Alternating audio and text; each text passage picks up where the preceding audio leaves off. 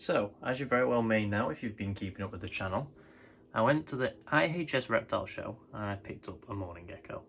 Now this mourning gecko escaped a rub, that rub to be precise, through the gaps.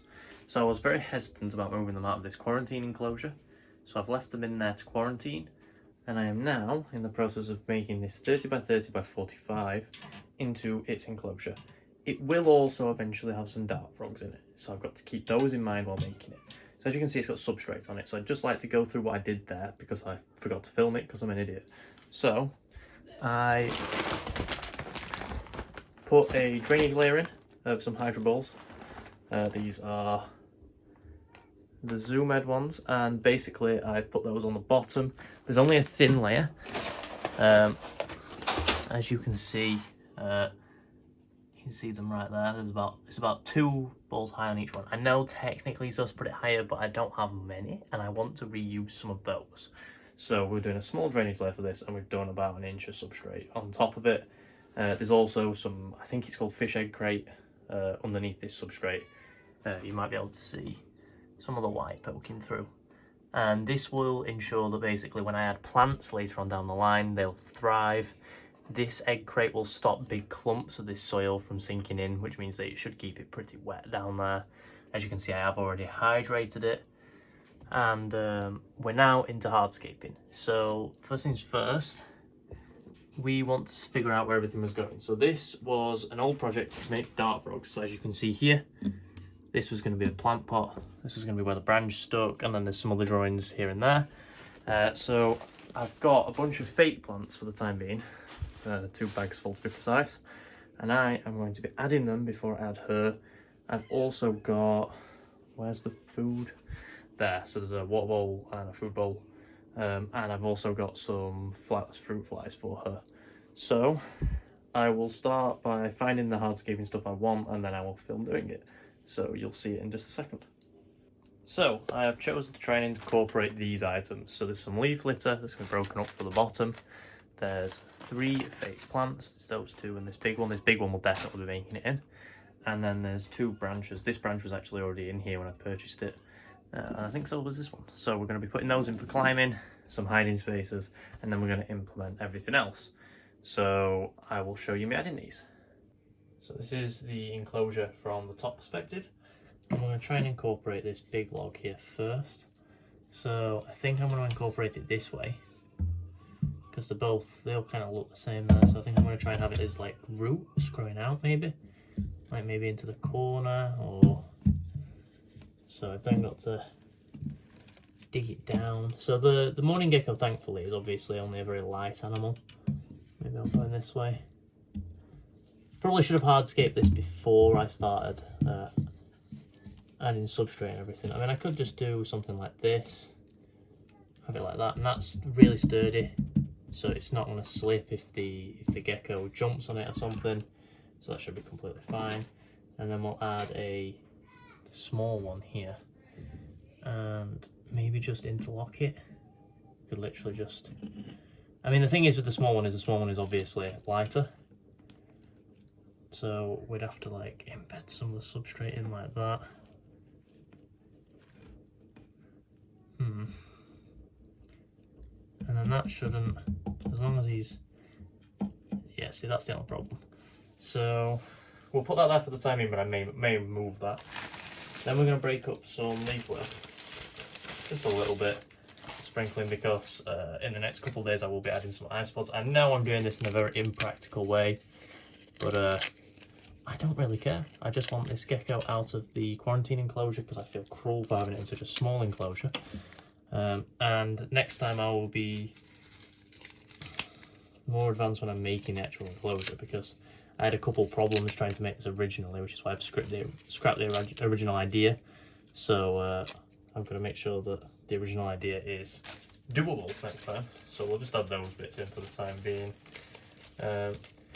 So adding ice pods and springtails later on down the line probably won't do much to affect the gecko itself. It's just more, you know, it's just a little bit impractical. So we'll now add this plant here.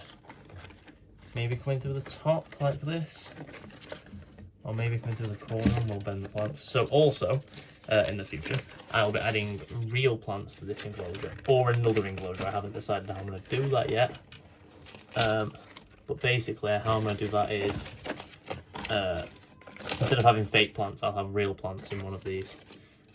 Because I really like the idea of having a fully bioactive enclosure. This will only be semi-bioactive when I have the ice pods and the springtails placed in, which is unfortunate to say the least. But still very cool because it's a step in the right direction.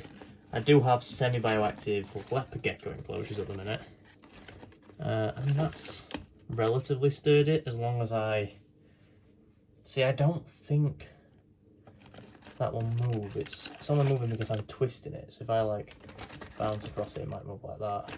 Across it, might move. Yeah, that should be okay.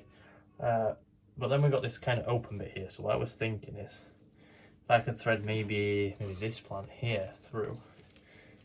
And thankfully, because it's fake, I can kind of bend some of the leaves, make it look a little bit more natural. But I could also, rather than having it stand up, I can have it growing from in the substrate, or the illusion that it's growing from in the substrate.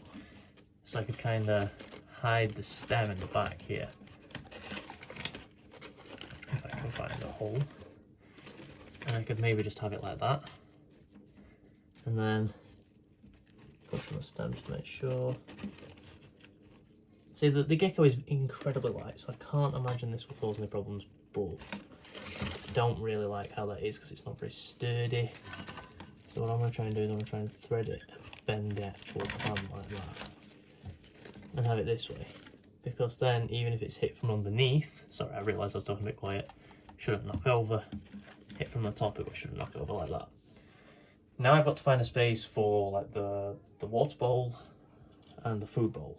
So I want these pretty close to the front because obviously I don't want the gecko running away. So let me get the water bowl.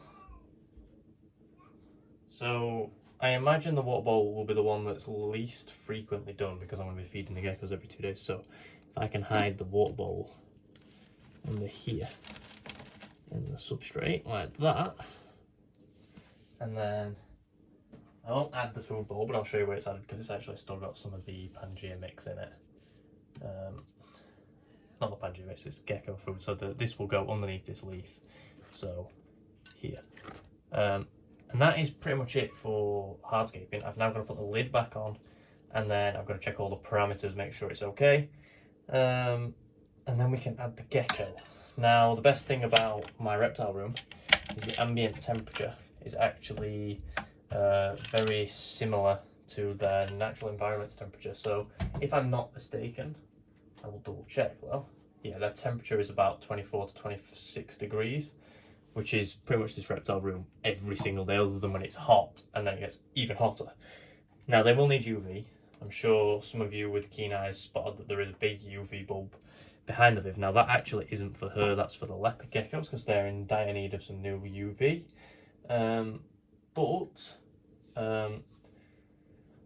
The Mourning Gecko will get some UV. Just for the time being, some of her food will be dusted with D3 until I get the UV.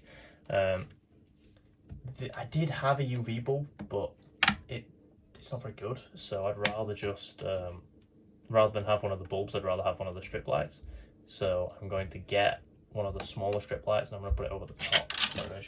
It's going to be just in the middle or towards the back of the enclosure, so that she can come up and bask on these leaves. And when there's a naturalistic enclosure, I'm also going to have a plant light as well to keep those alive.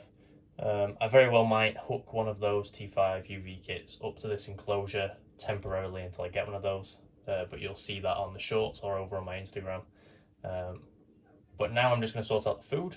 I'm going to show you what it looks like very quickly, and then I will add the gecko, so you'll see that like this. So this is the final look of the enclosure. As you can see, the lid is all intact, the vents are closed, the vents on the front aren't big enough for her to get out of, and it doesn't look too bad, to be fair. I quite like it. For the time being, that is a pretty good enclosure. So I would like to just put a disclaimer out as well. I have had this enclosure for a while. I did know what I was getting when I went to the reptile show. I have just become severely underprepared after the fact because I did have everything I thought I would need. Okay, so we're going to try and get her to come on here and go in the enclosure. So let's hope she doesn't try and run away, because last time I chased her for like half an hour. So actually I'll show you her before she goes in. You can kind of see her there. You can just about see her there. So what we're going to do is we're going to open this side of the enclosure first. Or it's not going to pop off, that's completely fine too.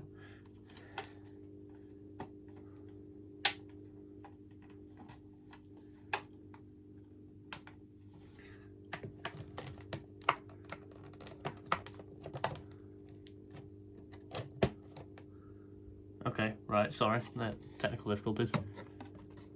And then we're just gonna basically usher her. No, we're gonna go into the enclosure, girl. Come on. Go on. Don't jump this way. Go on. I don't know if you can actually see her. Yeah, you can. Go on. Go on, girl. Come on. So she actually jumped it off camera because my storage died. As you can see, she's right there and she's settling perfectly. So she's cooled down at the minute, but she looks gorgeous. And she's just hidden underneath that branch in the back. And that proves my suspicions that that branch will stand, so that's all good. So she's going to get another mourning gecko, I think, and maybe some dart frogs in here, or just some dart frogs. Because I really like dart frogs, and I really like this gecko. She is so cool. So cool, and she's so camouflaged as well. But yeah, that's the mourning gecko, and that is the mourning gecko enclosure. Looks pretty good. Thank you for watching if you've got this far. Don't forget to leave a like and comment, and also subscribe. And you can just see her eye there. Haha, how cool. Well, I'll see you next time. Goodbye.